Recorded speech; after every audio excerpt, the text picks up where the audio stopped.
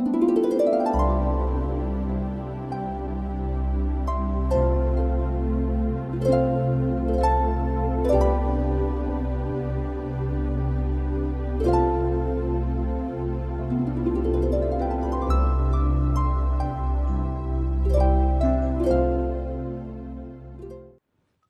pemirsa yang diberkati Tuhan dimanapun saudara berada.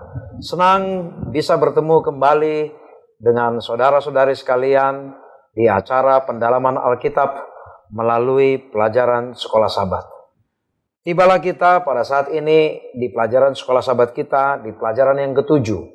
Masih dengan kitab Ayub yang judulnya Hukuman Pembalasan. Di studio telah hadir dua orang narasumber yang diberkati Tuhan. Di sebelah kiri saya, Bapak Wilbert Situmeyang. Salam pemirsa yang diberkati Tuhan. Apa kabar Pak Wilbert? Kabar sukacita. Di sebelah kanan saya, narasumber kita yang lain, Bapak Adri Kaunan. Shalom, haleluya, puji Tuhan. Apa kabar Pak Adri? Luar biasa. Luar biasa, amin. Pemirsa yang diberkati Tuhan dimanapun saudara berada. Kami yang di studio sangat antusias, sangat merasa senang. Karena kami merasa diberkati Tuhan, tentu kami pun yakin saudara-saudara sekalian dimanapun berada, tentu sekarang dalam perlindungan Allah. Kita akan memperdalam pelajaran kita satu minggu ini. Namun sebelumnya kita mengundang Roh Kudus Tuhan untuk hadir di pelajaran kita ini melalui Bapak Situmeyang yang akan menyampaikan doa pembuka bagi kita. Kita bersatu di dalam doa. Bapa dalam sorga, kami puji dan muliakan nama Tuhan yang ajaib. Kami bersyukur, berterima kasih atas waktu yang baik Tuhan berikan bagi kami untuk mendalami firman Tuhan. Kiranya Roh Kudus Tuhan hadir bersama dengan kami. Demikian juga Tuhan hadir bersama dengan pemirsa yang bersama-sama dengan kami pada saat ini. Terima kasih Bapa. Dalam nama Yesus kami berdoa. Amin. Amin. Pemirsa yang diberkati Tuhan, kita senang minggu ini kita diberikan pelajaran yang lebih mendalam lagi. Masih dengan teman-temannya Ayub, sahabat-sahabatnya Ayub. Minggu lalu kita banyak belajar masalah sahabatnya Elifas. Dan sekarang kita akan banyak memperbincangkan kembali komentar-komentar, dukungan-dukungan maupun berupa tuduhan dari teman-temannya Ayub yang lain. Ada Bildad, ada Zofar dan lain-lain. Minggu ini judul kita Hukuman Pembalasan. Bapak Adri, Ya, boleh memberikan kemana arah pelajaran Sekolah Sabat kita satu minggu ini dari pelajaran Sabat ini? oke, shalom para pemirsa. Terima kasih pertanyaan yang sangat baik dari Pak Tobing. 3 poin yang saya landaskan di sini adalah interaksi antara rekan-rekan Ayub dan Ayub. Pertanyaan dari Bildad dan teman-teman yang lain adalah bagaimana orang yang sebaik Ayub mengalami problem yang begitu luar biasa dan fantastik secara negatif. Yang kedua, bagaimana orang yang seperti Ayub ini mengalami sesuatu masalah yang menyebabkan ketiga kawan ini juga susah untuk memecahkan atau mencari jawaban yang real. Namun saya garis bawahi ada 2 hal yang penting di sini Pak Tobi. Adalah mengapa orang baik sering mengalami tragedi. Dan yang kedua, mengapa orang yang tidak serius atau jahat sering mulus kehidupannya. Atau poin ketiga, kedua-duanya ya dan tidak juga mengalami masalah dan tidak mengalami masalah. Ini problema dasar dari pembahasan Sekolah Sabat kita pada pendahuluan ini. Oke. Sehingga di pelajaran Sekolah Sabat kita di ayat hafalan ini kelihatannya kita diarahkan terkait kita ini bisa, apakah kita sanggup memahami hakikat pemikiran Allah, begitu ya Pak Situmeyang? Kalau kita lihat dari ayat inti ini, bagaimana Pak? Nah, ya baik sekali. Saya akan menambahkan kembali apa yang disampaikan oleh Pak Adri Kaunang. Jadi peristiwa Ayub ini, ya, saya ada pandangan ada 2 ini. Dari sudut pandang manusia dan dari sudut pandang apa? Allah, berbeda, ya. Penderitaan Ayub ini kalau dari sudut pandang manusia seperti teman-teman itu, tuduhan itu bahwa ini oleh karena memang dia tidak setia, dia adalah orang berdosa. Tapi kita tidak tahu dari sudut pandang Allah. Allah sendiri mengatakan bahwa Ayub ini adalah apa? Setia, jujur, dan apa? Menurut kepada Tuhan. Jadi kita tidak bisa memahami hakikat Allah ini. Ya, jadi kita tidak bisa menggunakan rasional kita, cara berpikir kita untuk menanggapi mengenai apa yang dialami oleh Ayub ini. Karena keterbatasan kita tidak mampu untuk memahami hakikat Allah dan kuasa-kuasa dari Allah tersebut. Nah, ini yang akan kita bahas ke depan ini. Terima kasih, ini satu pengantar yang baik untuk kita satu menit gini. Pastor Meang, kita masuk ke yang sudah disampaikan Pak Adri tadi. Bagaimana Bildad dan teman-temannya, nanti ada nama-nama yang lain lagi. Bagaimana Ayub menerima tuduhan-tuduhan selanjutnya. Kita kira tadinya sudah selesai pada waktu Elifas memberi tuduhan-tuduhan. Ternyata masih ada tuduhan yang lain. Bagaimana Pak? Ya, jadi terima kasih luar biasa Pak Elvin Tobing ya. Jadi apa yang diterima oleh Ayub ini bertingkat ya. Elifas memberikan tuduhan. Hampir sama memang, tapi Bildad ini lebih tajam lagi. Ya, lebih tajam lagi tuduhannya. Sudahlah, akui sajalah bahwa oleh karena dosa kamu inilah, maka kamu seperti ini. Ya, demikian juga ya anak-anakmu. Ya, karena mereka melakukan hal-hal yang tidak berkenan kepada Tuhan, maka mereka dihukum oleh Tuhan. Nah, inilah tuduhan-tuduhan yang disampaikan oleh Bildad ini, ya. Sehingga, dalam implementasinya kepada kehidupan kita juga, kadang-kadang kita sering seperti itu juga. Ya, ketika seseorang lain mengalami penderitaan, sakit, ya kan, meninggallah ini oleh karena memang dia ini melanggar hukum kesehatan. Ya, ada orang mati bunuh diri, ya, inilah tidak masuk surga. Orang bunuh diri mati tidak masuk surga. Benar tidak masuk surga, tapi apakah pantas itu kita ucapkan ketika orang dalam kondisi menderita seperti itu? Seharusnya ada kata-kata yang lebih bijaksana sehingga membuat orang lain tidak malah terpuruk seperti apa yang dialami oleh Ayub. Oke. Pak Adri, tadi dari penjelasan Pak Weber Situmorang tadi bahwa kita sering tergoda untuk merasionalisasikan lah, mencoba cari kesimpulan yang logis. Oh, kamu begini karena begini, kamu begini karena begini. Gimana Pak Adri? Dalam aplikasi sehari-harinya, contoh-contohnya seperti apa itu? Yang mungkin supaya kita dan pemirsa punya satu pemahaman yang sama dari peristiwa Bildad ini. Oke, terima kasih Pak Tobing. Shalom para pemirsa. Saya akan menjawab dengan dasar yang baku dan kuat, Pak. Memang kalau saya lihat, 3 kawan dari Ayub ini memiliki kepribadian yang berbeda dengan Ayub. Ada kemungkinan mereka adalah tipe dominan atau tipe-tipe manusia lainnya, atau Ayub ini tipe-tipe yang lain ya. Namun yang menarik di sini adalah kata tuduhan yang pertama adalah kontroversi, Pak. Mereka coba mengangkat dalam buku Ayub 8 dan 4 dan mereka ingin menandingkan dengan buku Ayub pasal 1 ayat 5 ya. Dikatakan di sini bahwa jikalau anak-anakmu telah berbuat dosa terhadap dia, maka ia telah membiarkan mereka dikuasai oleh pelanggaran mereka. Padahal mereka tidak tahu di dalam buku Ayub 1 ayat 5, Ayub sementara melakukan mesbah, berdoa kepada Allah yang di sorga supaya dosa-dosa dari anak-anak mereka yang kurang lebih 10 selalu dibebaskan atau diampuni oleh Allah. Yang pertama adalah tipe manusia tidak masuk, Pak. Jadi Bildad ini tidak sama cara berpikir atau behavior tingkah laku secara manusia dengan Ayub. Mereka mereka-reka, Pak. Namun pertanyaan yang menarik dari Bapak masuk ke dalam buku Yakobus 4 ayat 14 dan Ayub 8 ayat 9. Memang harus ucapan yang baik yang harus kita lakukan kepada orang yang memiliki tragedi dan masalah. Dikatakan ucapan yang kuat, ucapan yang benar dan sangat alkitabiah. Tinggal bagaimana kita melihat orang ini, apakah orang ini perlu diberikan makanan keras atau makan apa? Bubur, seperti Rasul Paulus katakan. Jadi saya setuju dengan Pak Tobing adalah bagaimana kita memahami orang lain, baru kita memberikan kata-kata penghiburan, kata-kata yang membuat orang itu terbangun mental imannya. Itu Pak. Kontens dan yang Pak bilang tadi adalah cara-cara pendekatan yang persuasif dan masuk akal, serta memberikan makanan-makanan yang indah pada waktunya. Itu Pak Toto. Oke, terima kasih Pak Adri. Salam, kami dari ASI Jakarta ingin mengajak saudara-saudari bergabung dengan organisasi ASI Jakarta. ASI adalah singkatan dari Adventist Layman Service and Industry. Adalah sebuah organisasi resmi yang dibentuk oleh Gereja Advent sedunia.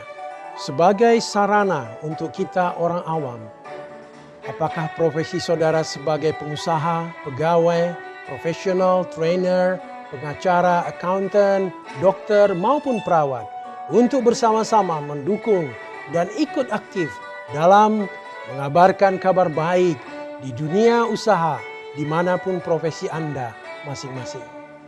Di ASI ini kita dapat juga berbagi pengalaman pada sesama, bagaimana pekabaran ini dapat sampai kepada orang lain, dan kita dapat juga membagikan kepada sesama dan komunitas kita perkembangan dunia usaha, pelatihan, kesempatan usaha, sehingga kemajuan dan peluang usaha dapat dibahas bersama untuk kemajuan anggota ASI. Mari bergabung dengan ASI Jakarta. Mari kita bersama membawa pekabaran baik ini di lingkungan profesi kita. Kunjungi website ASI Jakarta. Kami menunggu kehadiran saudara-saudari. Salam. Inilah anakku yang kupilih. Dengarkanlah dia. Itu Mewu.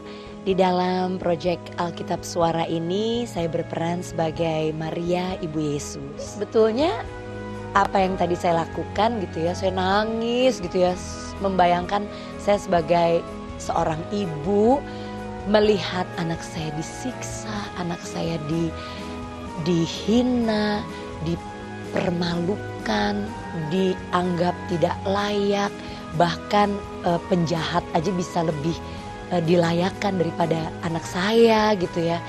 Itu sedihnya pasti luar biasa. Anakku Yesus.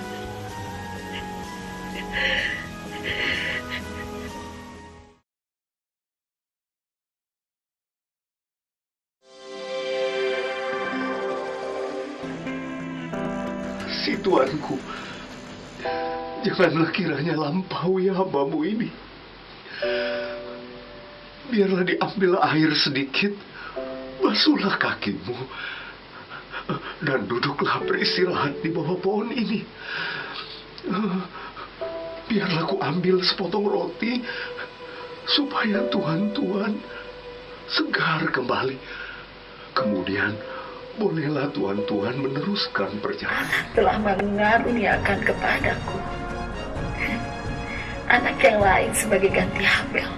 Sesuai dengan firman Tuhan, Roma 10 ayat 17, iman itu timbul dari pendengaran, dan pendengaran oleh sabda Kristus.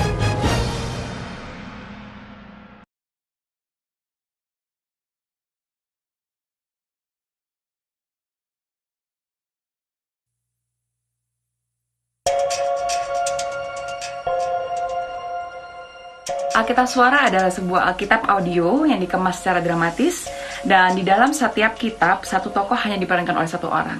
Jadi hingga saat ini jumlah volunteer kami telah mencapai 600 orang dan itu akan terus bertambah. Kita juga menambahkan sound effect dan music scoring yang melibatkan live orchestra supaya kita yang mendengarkan bisa ikut mengalami kisah-kisah di dalam Alkitab dengan cara yang jauh lebih menarik tentunya.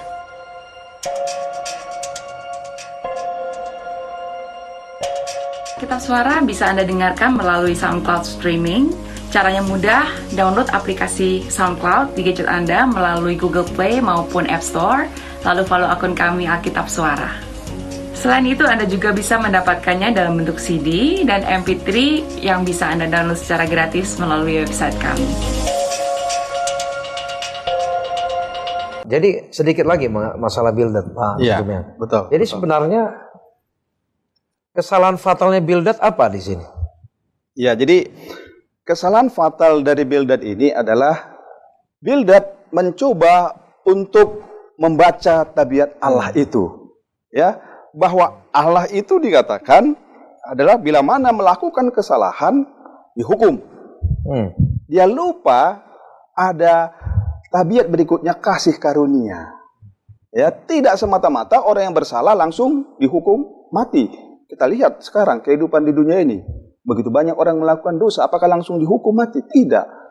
ada kasih karunia di sana. Jadi Tuhan masih memberikan kesempatan untuk apa?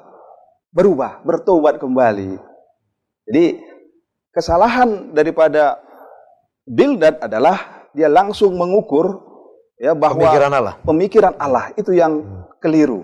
Ini fatal itu, ya. Fatal. Contoh sebagaimana Nuh, ya. 120 tahun diberikan kesempatan untuk apa? Bertobat. Tapi memang dasar mereka tidak mau. Tapi apakah semua binasa? Tidak. Nuh dan saudara-saudaranya selamat. Itulah kasih karunia itu. Oke.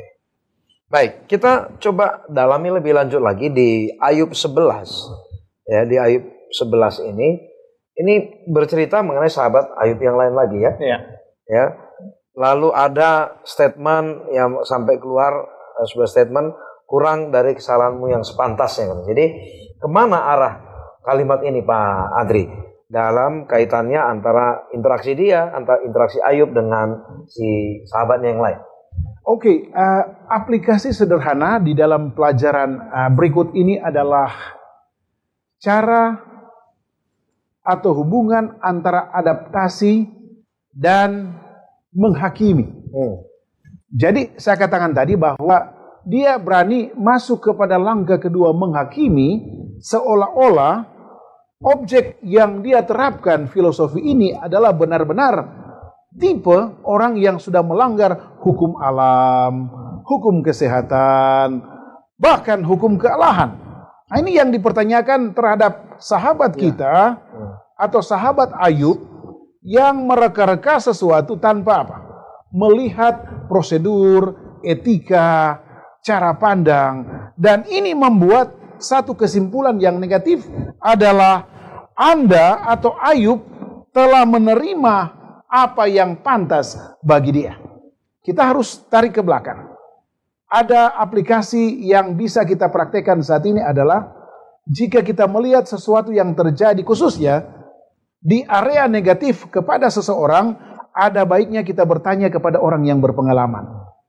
Ada kalanya kita harus bertanya kepada hamba Tuhan, kepada penatua, apa yang membuat orang ini sakit? Mungkin dia melanggar hukum kesehatan atau melanggar hukum-hukum lainnya. Dan kita memberikan solusi berdasarkan mental yang pertama. Kita bangun mental dia untuk menguatkan dia supaya dia semangat. Ini yang menjadi aplikasi untuk saat ini, Pak. Namun kalau seandainya dia merubah cara pandang dia, maka dia tidak akan langsung mengatakan bahwa, "Hei Ayub, karena engkau telah berbuat dosa, maka inilah pahalamu." Semuanya dia robah begini, "Ayub, mari kita bertukar pikiran. Ada kemungkinan kenapa bisa terjadi masalah ini." Jadi memang kitalah yang membuat situasi itu lebih indah, dan kita juga yang bisa meredam situasi itu supaya tidak lebih parah. Itu Pak Tommy. Oke, terima kasih Pak Adri. Pak Situmean. Ya. Kalimat-kalimat sahabatnya Ayub ini di pelajaran hari ini kita fokus ke Zofar ya. Sebenarnya tidak semua salah. Betul, tidak semua ya, salah. Di Ayub 11 ayat 1 sampai 20 itu ada yang benar yang dikatakan Zofar, tapi ada juga argumennya yang salah, gitu ya. Bagaimana aplikasi dari statement-statementnya Zofar ini kepada Ayub untuk menambah lagi yang sudah disampaikan oleh Pak Adri tadi? Ya. Penekanannya adalah coba kita lihat kembali apa yang disampaikan oleh Zofar itu ya. Penekanannya adalah Ayub pasti berdosa ini. Karena terlihat dari apa? Penderitaan yang dia alami. Nah, itu poin yang pertama. Dan Zofar juga menekankan bahwa dia akan mengalami penderitaan yang lebih berat lagi bila mana dia tidak mau mengakui kesalahannya. Nah, inilah tekanan yang diberikan, tuduhan yang diberikan oleh Zofar ini kepada Ayub. Nah, poin pentingnya di sini adalah ya, ketika sebenarnya apa yang dialami oleh kita pada saat ini itu sebenarnya adalah kurang dari penderitaan yang kita alami ini adalah sudah lebih ringan dari kesalahan yang kita lakukan. Kalau kita kembali kepada zaman perjanjian lama, apa yang terjadi pada saat kita melakukan dosa atau kesalahan? Hukum langsung ya? Langsung hukum di situ. Tapi sekarang kita lihat, ya manusia masih hidup santai-santai saja. Padahal kita tidak tahu apa pelanggaran, dosa, kesalahan yang dilakukan. Artinya apa? Bahwa yang kita terima ini adalah sudah tidak sepantasnya, sebenarnya lebih berat yang harus kita terima. Oleh karena apa? Dosa kita. Nah, inilah kembali kepada kasih karunia Allah itu. Ya, kasih karunia Allah itu. Oke. Kalau misalnya kita tarik ke kesimpulan sehari-hari dari pelajaran shofar ini. Kan tadi dikatakan statementnya shofar tidak semua salah. Tidak semua salah. Ya, tidak semua salah. Ya, tapi ada juga argumen dia yang salah. Lalu misalnya seseorang menderita. Ya, seseorang menderita. Lalu kita sampaikanlah beberapa ayat yang mendukung penderitaannya dia itu. Baikkah itu kira-kira kita sampaikan pada saat pada saat dia lagi menderita itu, jadi, atau mungkin seperti apa, Pak? Ya, menarik sekali ini ya. Apa yang disampaikan kadang-kadang benar ya, firman Tuhan yang disampaikan. Tapi waktunya kurang pas. Kondisi kadang-kadang kan kita ini seperti malaikat juga kadang-kadang ya, kirim ayat-ayat Alkitab, ya kirim, enggak salah sih. Tapi lihat momennya. Ini dalam situasi apa saat ini ya? Alangkah lebih baik kita diam, kita datang, mari kita berdoa. Lebih bagus itu. Bolehkah kita katakan misalnya begini? Ya, bisa jadi katakan misalnya di kasus Ayub, bisa jadi Ayub memang salah. Betul. Tapi kalau tadi dikatakan Pak Setumiang, apakah baik misalnya Ayub lagi menderita seperti Ayub ini karena dosamu gitu. Itukah yang kita maksud, kira harusnya nggak perlu seperti itu. Mungkin pilih waktu yang lain. Kira-kira seperti itu kan Pak Adri maksudnya, atau ada penjelasan lain mungkin. Karena kalau saya melihat ini sebenarnya masalah pemilihan waktu yang nggak tepat. Gitu ya Pak Adri ya. Masalah pemilihan waktu, sehingga seolah-olah mereka menempatkan diri di posisi Allah ya. Betul, iya.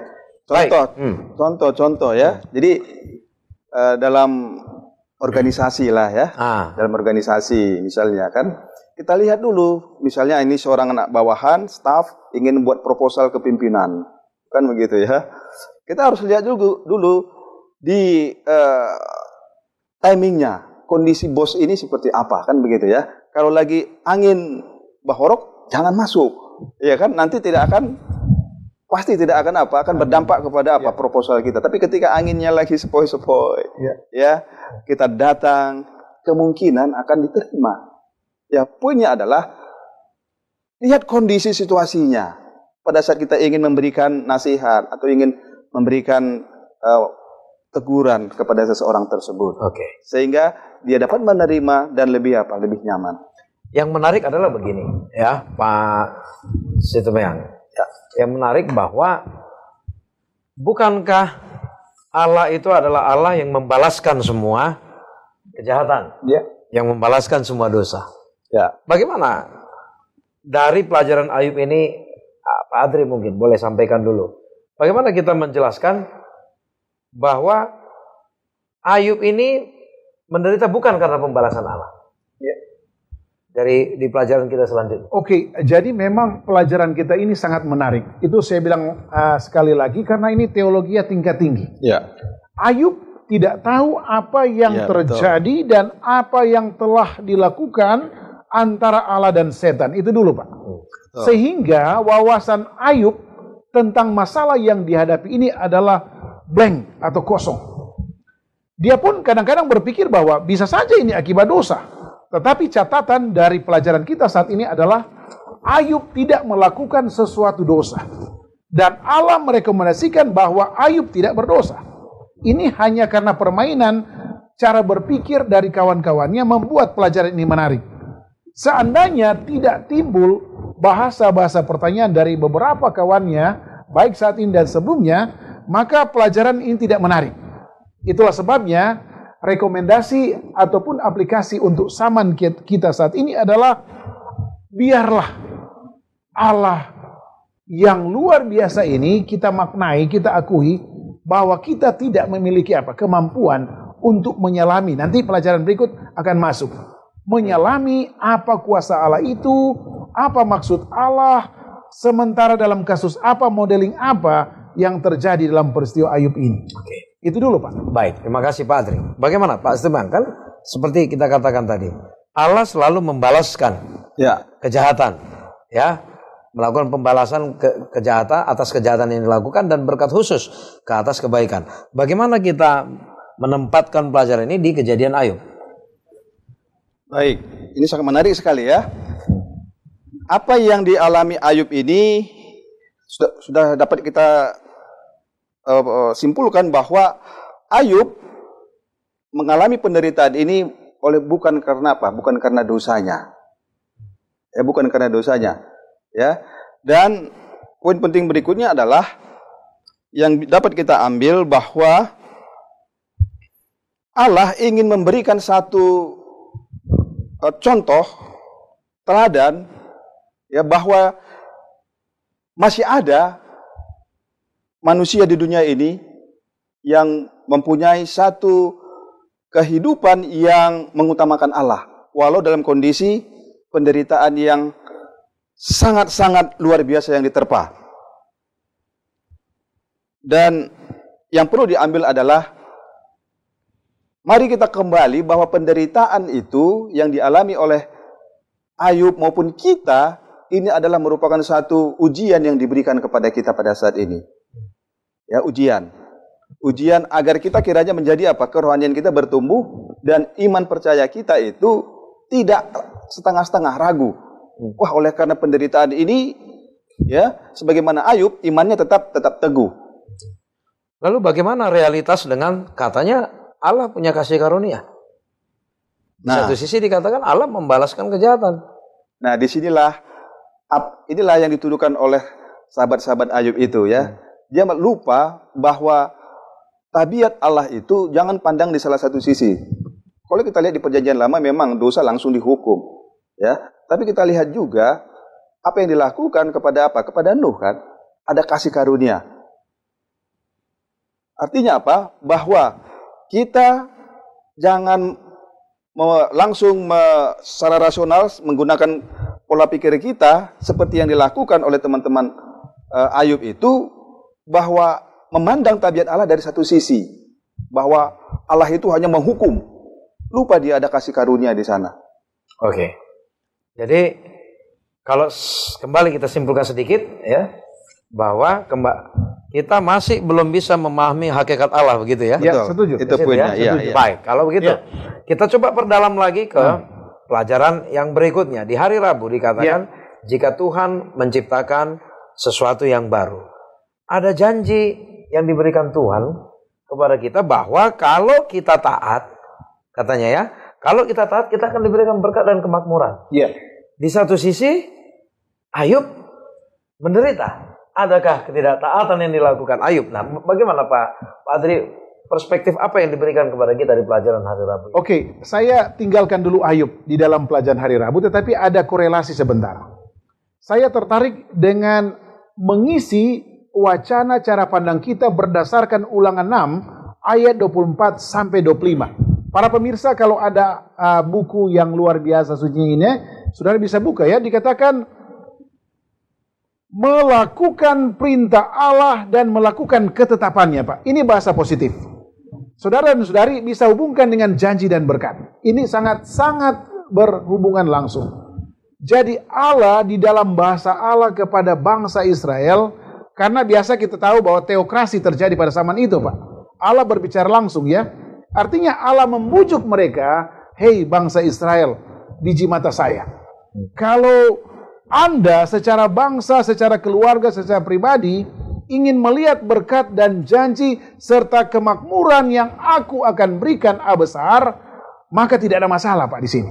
Nah, hubungan dengan Ayub dikatakan bahwa di sini kita dapat melihat contoh dari apa yang dikatakan oleh orang-orang ini kepada Ayub mengenai Allah, memberkati kesetiaan mereka yang berusaha menaati dan perintah-perintah dan menghidupkan kehidupan saleh dan lurus. Artinya bahwa hubungan antara janji Allah kepada Israel dan perilaku dari Ayub sangat sesuai. Ingat, Ayub sudah melakukan beberapa karakteristik Allah. Setia, jujur, takut akan Allah. Inilah yang mendasari pelajaran Ayub berhubungan dengan buku Ulangan 6 ayat 24 sampai 25 untuk supaya menjadi berkat bagi kita. adalah penurutan yang sudah diaplikasikan oleh Ayub berhubungan dengan janji dan ucapan Allah kepada bangsa Israel. Tidak berhenti di situ, Pak. 1 Samuel 12:15. Tetapi jika kamu tidak mendengarkan firman Tuhan dan kamu menentang titah Tuhan, maka tangan Tuhan akan melawan kamu dan melawan rajamu. Ini berhubungan dengan 3 kawan Ayub. Mereka mencoba memahami Allah setengah-setengah dan memahami cara pandang mereka. Jadi mereka 2 jurus, Pak. Jurus Allah setengah dan jurus mereka setengah. Akhirnya buyar apa yang mereka lakukan atau presentasikan kepada Ayub tentang resiko yang sementara Ayub alami. Itu, Pak. Baik. Salam pemirsa. Kami dari ASI Jakarta mengundang semua anggota ASI Jakarta untuk berpartisipasi dalam memberikan pekabaran ini kepada semua orang. Jika saudara mempunyai pengalaman yang menarik di dalam mengabarkan kebenaran ini kepada orang lain, kami mengundang untuk menghubungi ASI Jakarta sehingga kita boleh rekam semua pengalaman yang menarik ini dan boleh kita siarkan melalui saluran TV DKI Conference. Dengan demikian maka kesaksian itu boleh didengar dan dilihat orang lain sehingga orang lain juga boleh tertarik untuk ikut aktif di dalam mengabarkan kebenaran ini. Kunjungi website kami ASI Jakarta dan kirimkan semua apa yang menarik yang boleh kita beritakan di dalam pekabaran ini. Terima kasih atas partisipasi Anda. Salam. Inilah anakku yang kupilih. Dengarkanlah dia. Itu Mewu. Di dalam proyek Alkitab Suara ini saya berperan sebagai Maria Ibu Yesus. Sebetulnya apa yang tadi saya lakukan gitu ya, saya nangis gitu ya, membayangkan saya sebagai seorang ibu melihat anak saya disiksa, anak saya dihina, dipermalukan, dianggap tidak layak, bahkan penjahat aja bisa lebih dilayakkan daripada anak saya gitu ya. Itu sedihnya pasti luar biasa. Anakku Yesus.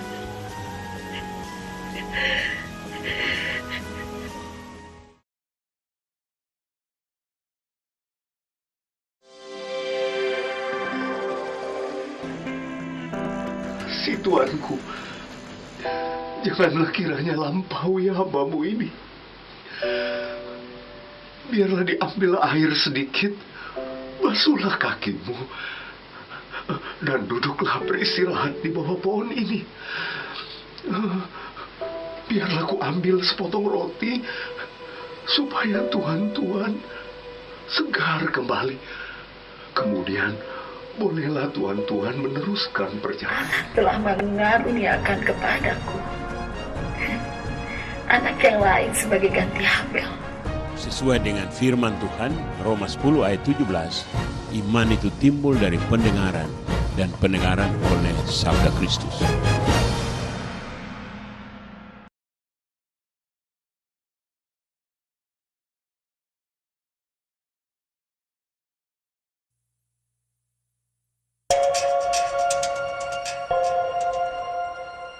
Alkitab Suara adalah sebuah Alkitab audio yang dikemas secara dramatis, dan di dalam setiap kitab, satu tokoh hanya diperankan oleh satu orang.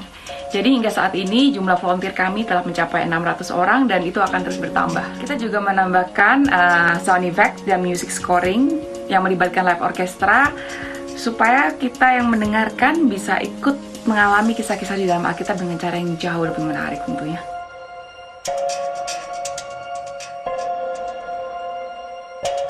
Alkitab Suara bisa Anda dengarkan melalui SoundCloud streaming. Caranya mudah, download aplikasi SoundCloud di gadget Anda melalui Google Play maupun App Store, lalu follow akun kami Alkitab Suara.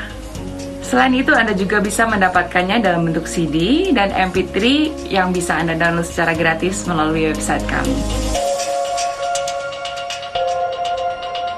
Sudah diterangkan tadi masalah buah dari ketaatan akan memberikan berkah. Amin. Ya, diulangan. Lalu dikasih contoh yang berbeda lagi di Bilangan 16 ayat 1-33 itu bicara masalah bagaimana Korah, Data dan Abiram memberontak dan Tuhan langsung menghukum. Ya kan? Tuhan langsung menghukum. Bagaimana dua peristiwa ini? Satu, ketaatan menghasilkan berkat, lalu pemberontakan akan menghasilkan penghukuman. Bagaimana kedua peristiwa ini tidak menggugurkan, ya, tidak menggugurkan statementnya, atau katakan tidak menggugurkan, katakanlah tidak bertentangan dengan apa yang dikatakan sahabat-sahabat Ayub kepada Ayub. Bagaimana Pak Setemya? Ya, jadi ini ada dua sisi ya. Jadi kita tidak bisa hanya fokus ke satu sisi, harus kedua-dua sisi ya. Di salah satu sisi Allah itu memang pasti dosa adalah maut. Tapi apakah karena dosa langsung semua dihukum mati? Kan tidak juga. Ada kasih karunia di sana. Ada pengampunan di sana. Itulah kenapa dia mati di kayu salib. Ya, kalau memang Allah itu adalah hanya hukum saja, ngapain dia mati di kayu salib? Oke, Pak. Berarti jangan pandang dari satu sisi, kita harus pandang dari kedua sisi. Bolehkah misalnya kita simpulkan di pelajaran Rabu ini dengan kalimat yang terakhir itu? Allah ingin setiap orang ketahui bahwa ia sendirilah yang secara langsung dan tiba-tiba memberikan hukuman ini ke atas para pemberontak. Pak Simang boleh kasih penjelasan kalimat ini untuk menjawab bagaimana ketaatan menghasilkan berkat, lalu pemberontakan menghasilkan kutukan. Ya, baik sekali. Jadi memang penghukuman itu langsung datang dari apa? Dari Allah. Ya. Jadi dosa itu tidak punya kuasa untuk memberi penghukuman. Tapi Allah sendiri. Tapi pada suatu kali kelak Allah ini juga akan menghancurkan pembuat dosa tersebut bersama dengan apa? Dosa-dosanya. Dan mungkin kata kunci, ya bukan mungkin ya. Kalau kita lihat tadi ketaatan menghasilkan berkat, lalu pemberontakan menghasilkan hukuman. Ya, dan dibilang Allah sendiri yang akan memberikan hukuman langsung. Yang sahabat-sahabat Ayub lupa ya adalah kita tidak tahu kapan Allah memberikan pembalasan itu. Begitu bukan? Itu ya. Saya kira itu ya supaya pelajaran ini seolah-olah tidak menggugurkan kejadian yang kan nanti mungkin pemirsa bertanya-tanya di rumah, loh kalau begitu benar dong yang disampaikan oleh sahabat-sahabat Ayub. Kalau begitu ada dosa yang dilakukan Ayub. Nah, itu yang dikunci oleh di ayat hafalan kita tadi, siapakah yang dapat memahami hakikat Allah gitu ya. Baik, kita lanjutkan ke pelajaran yang berikut ya. Bagaimana pelajaran berikut memberikan perspektif kepada kita, sesungguhnya Allah memberikan hukuman secara global itu kapan nanti? Ya, boleh silakan Pak Situmbayang coba kasih penjelasan mengenai kematian kedua itu apa kaitannya dengan pelajaran kita? Baik, luar biasa pertanyaan ini ya, sangat menarik ini. Mengenai kematian kedua, ini adalah hukuman Allah kepada orang-orang berdosa yang tidak mau bertobat. Nah, ini akan terjadi. Kapan ini akan terjadi? Ini adalah pada saat apa? Pada saat kedatangan Yesus yang kedua kali, maka dikatakan apa? Orang-orang yang berada dalam Tuhan akan dibangkitkan dan akan menyambut Yesus di awan-awan. Ya. Dan mereka akan hidup selama 1000 tahun di surga dan akan turun kembali. Dan pada saat Yerusalem baru itu turun, maka orang-orang yang berdosa itu akan dibangkitkan kembali untuk apa? Dihukum. Itulah kematian yang kedua. Dan pada saat kematian yang kedua itu bukan untuk selamat atau masuk ke surga, tapi untuk dimusnahkan. Nah, tetapi Yesus Kristus ingin menghindarkan agar umat-umatnya itu tidak masuk ke dalam apa? Kematian yang kedua itu. Itulah kematian Yesus di mana? Di kayu salib. Agar umat-umatnya itu bisa apa? Selamat dari kematian yang kedua yang mengerikan itu. Pak Adri, terima kasih Pak Stemeng penjelasannya tadi. Kalau kita lanjutkan penjelasan Bapak Stemeng tadi, bolehkah kita katakan bahwa kematian kedua itulah akhir dari skenario yang merupakan jawaban siapa sebenarnya yang memang berdosa, siapa yang tidak? Bolehkah kita katakan seperti itu? Jadi memang ada dua poin besar di sini adalah pertentangan akhir dan keadilan. Inilah Allah yang kita tunggu-tunggu. Allah Maha Besar, Maha Dahsyat, dan keputusan-keputusan Allah yang tidak disalami oleh manusia terjadi dalam kondisi Wahyu 20:14 dan buku Alfa Omega jilid 8 halaman 710 dikatakan, sebab Tuhan mendatangkan hari pembalasan dan tahun pengajaran karena perkara Sion. Tadi beliau sudah katakan bahwa ada Yesus yang sudah menyelamatkan. Jadi masalah di sini adalah Allah memberitahukan kepada iblis, kepada setan, inilah keadilan. Allah sudah memberikan wanti-wanti, resep-resep persuasif yang jitu, dan inilah keadilan yang nyata. Bahwa ada satu waktu pembalasan dan tahun pengajaran akan terjadi. Itu Pak. Jadi artinya selama sebelum datang peristiwa pembalasan yang di kematian kedua itu, artinya tidak boleh kita mereka-reka seseorang menderita karena kamu berdosa, seseorang diberkati karena kamu memang sangat baik.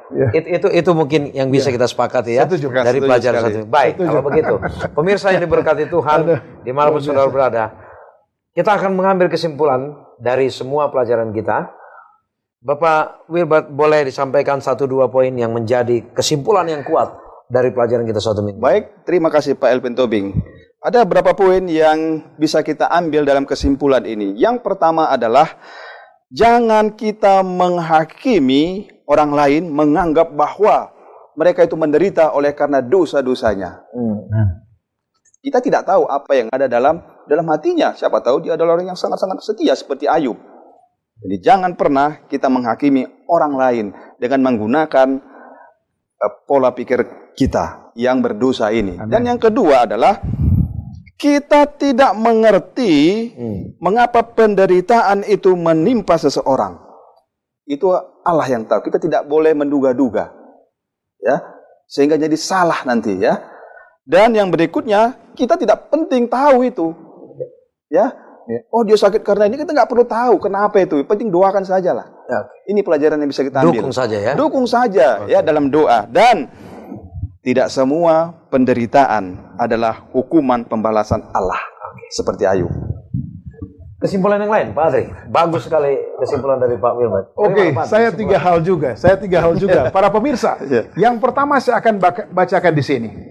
Kawan-kawan Ayub mengadakan suatu penghakiman yang sebenarnya mereka tidak memenuhi syarat untuk melakukannya. Jelas Pak. Artinya bukan porsi mereka ya. Amin. Ya, porsi Allah itu ya. Iya, porsi Allah. Oke, yang kedua. Yang kedua, rekomendasi dari The Seventh Day Adventist Bible Commentary jilid 3 dikatakan sebagai berikut.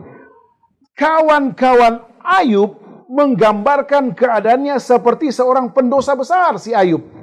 Tetapi Tuhan menegur mereka karena penghakiman mereka atas hambanya yang setia. Jelas Pak ya?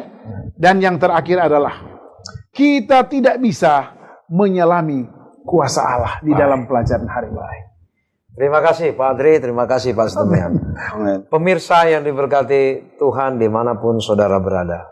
Pelajaran yang sangat baik untuk hati-hati memberikan kesimpulan atas yang dialami oleh orang lain. Amin. Bisa jadi menurut kita tahu bahwa merokok menyebabkan kanker. Misalnya. Ternyata banyak kejadian orang perokok tidak kena kanker. Yang tidak merokok kena kanker. Ternyata tidak semudah itu. Jadi sama seperti sahabat Ayub yang sulit untuk mengerti sebenarnya apa pemikiran Allah. Hendaklah kita demikian. Sama seperti Pak Sesma yang katakan tadi. Yang kita tidak perlu tahu mengapa dia, tapi yang perlu kita lakukan adalah mari kita dukung, kita doakan mereka yang sedang menderita. Bisa jadi suatu waktu kita juga berada di situ.